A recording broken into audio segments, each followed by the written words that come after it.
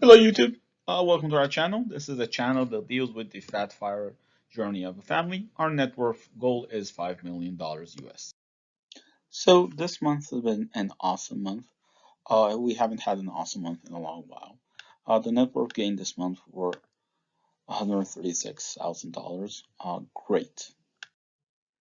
So you've seen ads. I want to stop the ads, but Google doesn't allow you to opt out of monetization to get to 1,000 subs.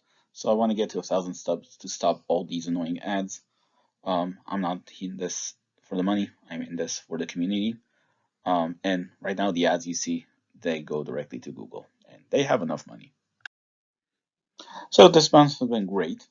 Our taxable accounts have risen. Our house has substantially increased.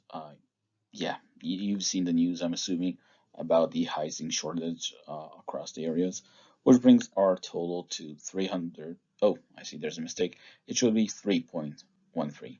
So this is the first time we've crossed the 3 mark since I think December of last year. So awesome, and hopefully the markets have started to recover a bit from their downturn. So the top three expenses this month. Healthcare is surprising that it's showing up at the top.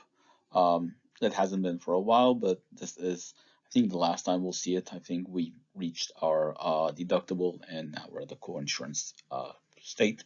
Food, yeah, it's up there. Inflation's high. We see it in the grocery store daily. Whenever we go, it's either out of stock things or the price has literally doubled in the last year or so. And kids, yep, they're always there.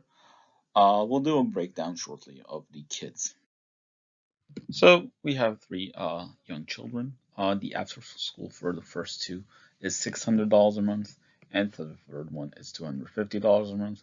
It's due to different locations and different time schedules. It's nothing very flexible.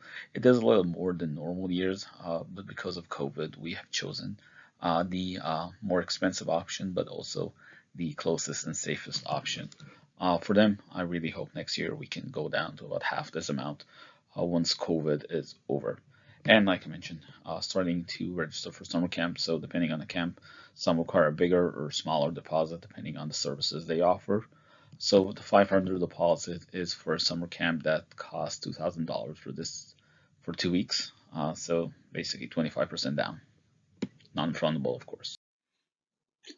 The rest of the expensive utilities a bit high, but there are months like that with all three utilities, power, electric, sewer, etc., combined into a single month. Nothing unusual about our expenses there. It's just a continuation of just bad luck in a single month. Restaurants, this is due to the travel component. We have eaten out quite a lot, and the rest are pretty standard. We had a look at the insurance. We found a few where things where we can save, and we have saved accordingly. And transportation, again, it's related to the trip. It's our usual transportation related expenses plus trip related expenses, which brings our total expensive this month to be 15,000. Again, a lot to do with the vacation we took, but apart from that, pretty usual taking outside the inflation. Hopefully that will subside and food related expenses will die down. So this is the breakdown. Travel is a big chunk because of the vacation we took some pre. We've also booked some flights for the rest of the summer, so we're paying for them now. And childcare is well, apparently it's low, but it's just comparable to travel. It's pretty a constant high expense stream. Kids are expensive.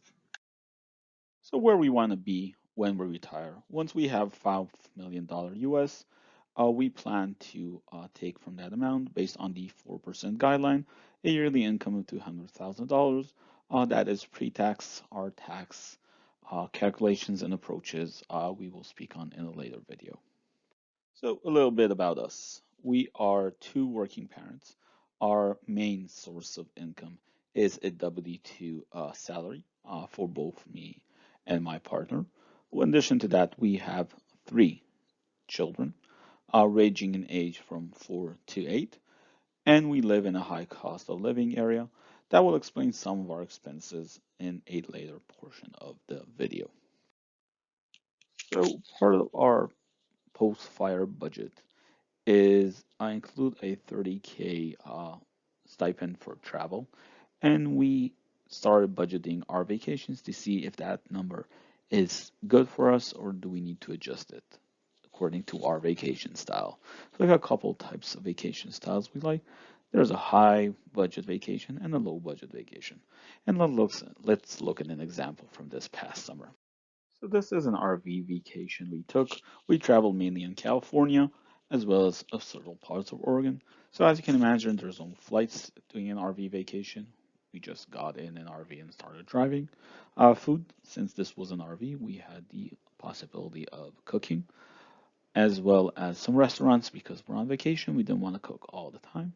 In stays, these are mainly campground type fees.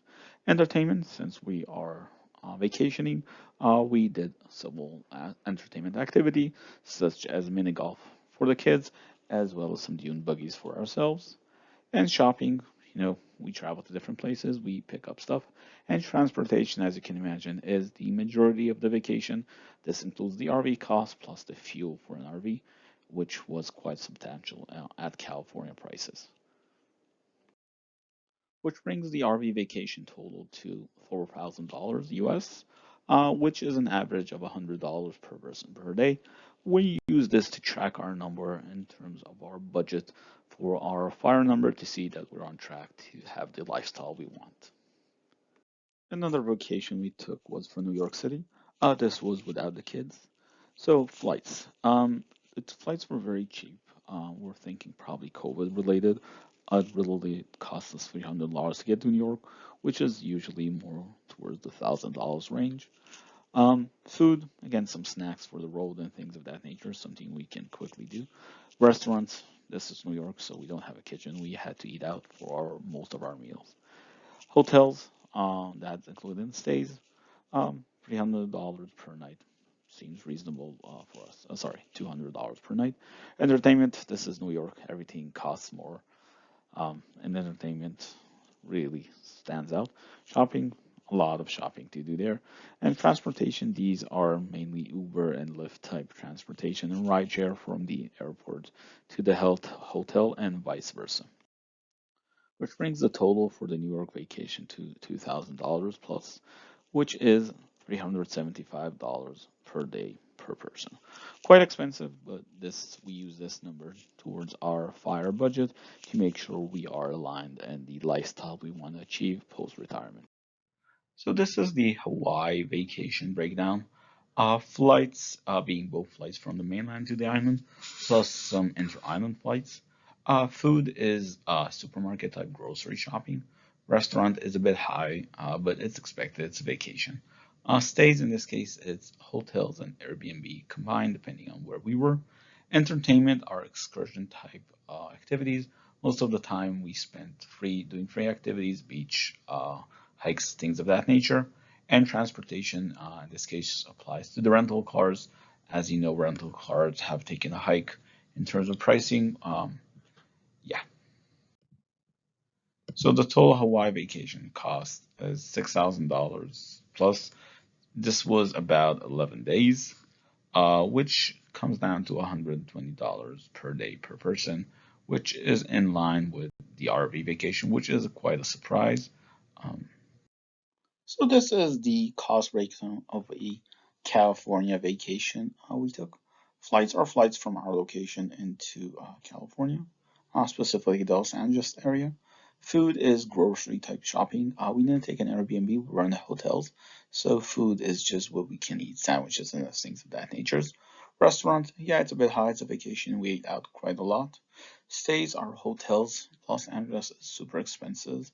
So this is about $200 a night average. Some were cheaper, some were more expensive. Entertainment, well, we're in vacation. We went to a few shows, things of that nature. Not too bad price-wise compared to the hotel stays, but we didn't go to, top performers or anything like that. Um, and transportation is cars and fuels, which is a huge component now. I think in California was about $5.50 per gallon, quite expensive. Which brings the total of that vacation, the California one, to $2,600, which comes to about $180 per day per person. It's a little high when we expect to retire. We expect to pay about this for a family. I think the cost here is due to the hotels. $200 a night is quite expensive. Plus, the fuel is quite expensive, but it is a good point when we look forward into vacations in high cost of living areas. We should adjust accordingly. Our vacation budget has enough leeway for that. So, recipe of the month. This is a fire blog, so it's not a cooking blog. So, the reason why we bring it up is we plan on traveling the world, and therefore we plan on cooking a lot for ourselves. And this is just like we're trying different recipes that can be easily reproduced in different parts of the world where we travel, see what resonates with the kids and what does not. So, this is jambalaya, pretty simple rice, meat, and vegetables. Some people add shrimp, some people don't. Um, it's pretty, I would say, more expensive than other meals, but it is very filling, and you make a pot and it lasts for a week, so it's very nice with kids. It's like, Mom, Dad, what do I have to eat? Well, open up the fridge, you have jambalaya. Jambalaya again? Yes. Our debt this month, we are still tracking for zero debt, and we plan to continue this approach. It has taken us long, long years to get to this approach and this number. I haven't started this blog once we were in debt, but it took us about 4 years to get out of debt. This is how we track over time. As you can see, it's a slow and gradual progressive, nothing unusual, good and great. I have a different video for our portfolio breakdown. If you're interested, I'll put a link at the top. Thank you for listening, and if you have questions, please leave a comment and I will answer them. Thank you.